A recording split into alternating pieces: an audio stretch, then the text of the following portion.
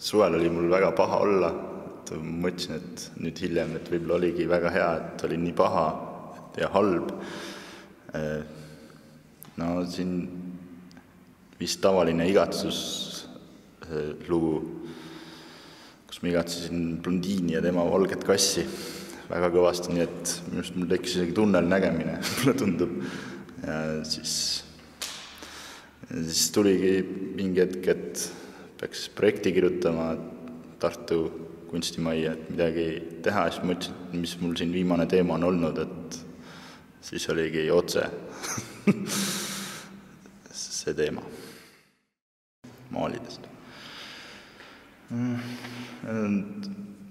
Läbi aegade mingi täitsa suvalised fotod olen kogunud ja siis sellest inimesest. Mingi hetk ostsin isegi moodsa mobiili ja siis sai rohkem pildistada. Ei saa kunagi alustatud, et see kogun nagu energiat ja siis kui ma tellimustöid teen, siis ma seal kellegi järgi pead nii palju nokitsema ja mässama, siis enda maale tavaliselt millegi pärast tuleb lõpus nagu plahvatusena, võib isegi öelda kiirustamisena, aga siis minu jaoks tulebki see energia välja nagu power maali peal. Muidu taast ma olen õlidega teinud, nüüd oli akrüülidega.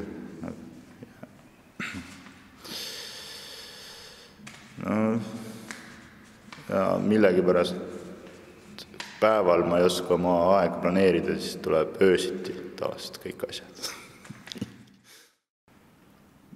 Mõtlesin, et võiks olla sellised suured ja külmad samas, sest ega ma võib-olla väga palju sooja ei ole saanud. Et maalid on siis suht valged. Mõned võib-olla on pettunud, aga mulle sobisid seekord. Kas hakkas parem? Hakkas parem. Kunas ja mille alusel sa tead, et maal on valmis? Ma ei tea, selle näeb ära. Vahel on nii, et kui maali edasi teha, siis poolikmaal oli rohkem valmis, kui valmismaal muutub jälle poolikuks, et siis teinekord tahaks hoopis edasi teha. Et maal on siis valmis minust, kui sa 2 nädala pärast edasi ei taha maalida teda enam või aasta pärast. Kui näed ära, et ta hakkab nagu oma elu elama ja et rohkem ei tohi teda puudutada, et ta sai nagu valmis täiskasvanuks. Okei.